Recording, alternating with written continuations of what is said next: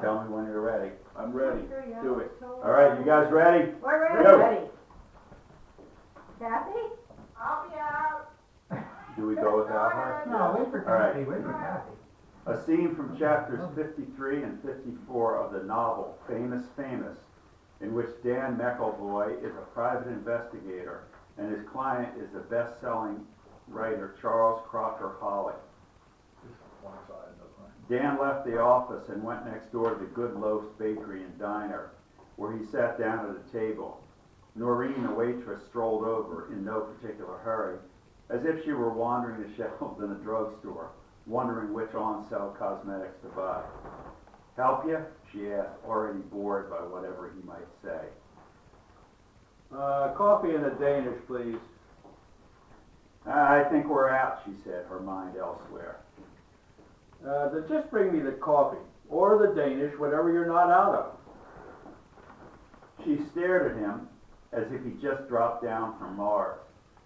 Dan wondered if she thought he was coming on to her. Noreen turned away and headed back toward the kitchen, moving in more of a hurry now. "I wonder what I'll get," Dan thought. What he got was the manager, a large man in a dirty apron. "Is there a problem?" I'm trying to order coffee and a Danish.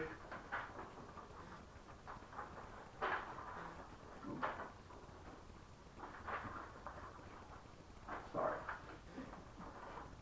"Tell the waitress," said the manager flatly. "That's why we hire them, to take orders." He turned away. Dan watched as the man returned to the other side of the counter, where he had a short conversation with Noreen. She gave an uncertain glance in Dan's direction. 20 minutes later, Noreen brought him a cup of coffee and a donut. He nodded to her, afraid that anything he said would be misinterpreted and reported. He drank his coffee and turned his attention to larger problems. He'd ignored Jerry's advice and spent time with Tinker. As a result, everything had gone to hell. He sighed. There are no mistakes in police investigations so long as you have a reasonable cover story and don't wander into anything political. But it seemed that without the badge, the thing was a public relations game. And if that was true, then it was a game he'd certainly lost.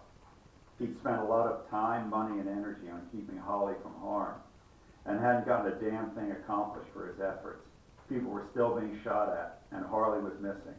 Mrs. Dortmunder wanted to retain her back, and he had no leads on the cold case that Dancing Unpunished was based upon. Maybe it was time to retire to that fishing boat in Old Mexico and let Jerry, a man who knows what he's doing, take over. He looked up when he saw the chair opposite me pulled out. Holly sat down. He was wearing a long tan coat and had his hands in his pockets. His hat looked like it had spent years in someone's attic, and he wore heavy, dark-rimmed glasses and a beard that might have been made out of straw. You look like hell. Holly nodded and smiled. "I'm alive, no thanks to you. And don't do anything foolish. I have a pistol pointed at you under the table." No, you don't. Holly sighed. His shoulders slumped as if just relieved of a heavy burden. "All right, it's not pointed at you, but it wouldn't be safe. It's in my pocket at the moment, but it's right there if I need it." Dan smiled, a knowing smile. You wish you had a gun. This isn't a scene from one of your books, Holly. This is real life. There's no pistol. "Is that what your gut is telling you? I might have one." Nope. You don't have a weapon of any kind. Not so much as a penknife with a broken blade. Look, I think you're a pretty good writer, but you're also a pretty crappy actor. You look like homemade hell and you need to fire your makeup man, and you've got no gun. Noreen came over. She gave Holly a big smile and asked if she could get him anything. "Just a coffee, thanks." She left and came right back with his coffee. Placing the full cup carefully on the table in front of him, she gave Holly another big smile. "Anything else you need, let me know." Noreen returned to the counter. Wonderful girl, very attractive. One of these times I'm going to have to leave her a little tip." How did you get out of the Pangloss compound? Holly touched his nose meaningfully. "We writers, we've got our way of doing things. Sometimes you need something, but you just can't go at it directly. You didn't answer my question. Think of Pangloss as a box. How do you get out of a box? How? A writer will never give away his secrets, not if he's really a writer. He took his hand out of a pocket and put a Walther P-38 pistol on the table beside his coffee. War souvenir, given to me by a fan. Dan nodded in a knowing way. Sure, he gave me the pistol, but I'm sure he didn't supply any ammunition. Your war souvenir isn't loaded. It's the same as you putting a hammer or a screwdriver on the table.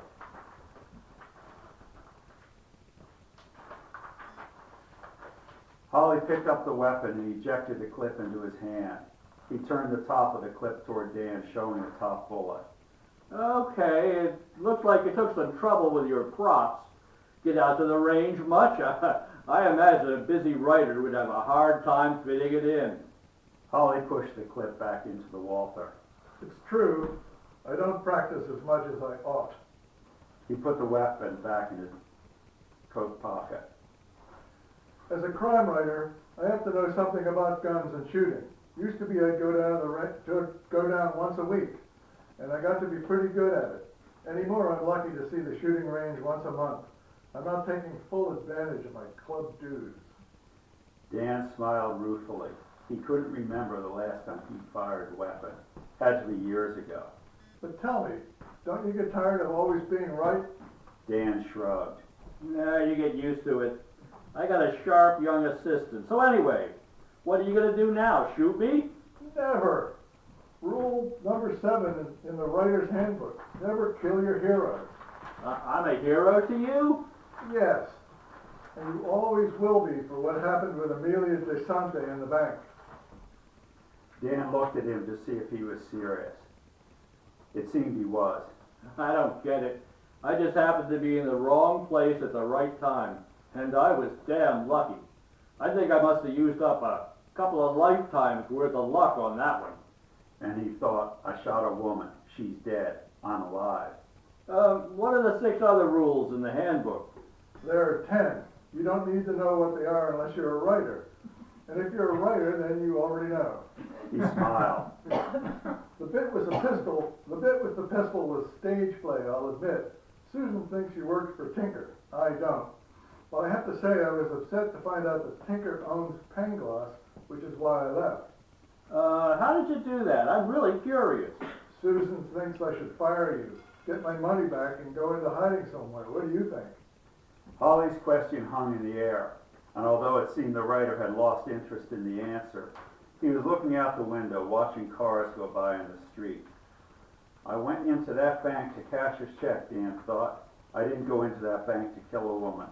But now she's dead and I'm alive. It was bad, and the fact that she was a woman makes it 10 times worse. So many people, so many different points of view, everyone wrapped up in his or her own problems and possibilities. A writer, just another person, has to take a broader view. He gave Dan a friendly smile. You step back.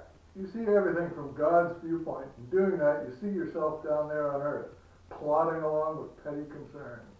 He sat back in his chair, picked up his coffee cup and took a sip, and made a face. Horrible. Yet so typical of diner coffee everywhere. Why do people accept it? Don't they know any better? He shook his head. I'm old enough to remember when a cup of coffee cost a dime. A dime is what this coffee is worth today, not whatever they're charging. I want you to stay on the case. Forget what Susan said about giving back the retainer, and I want you to continue your investigation, such as it is. What do you want me to do? Keep up with what you're doing. You might find something that I miss. And where will you be? I don't know. I'll be in touch. That's it, folks. Thank you.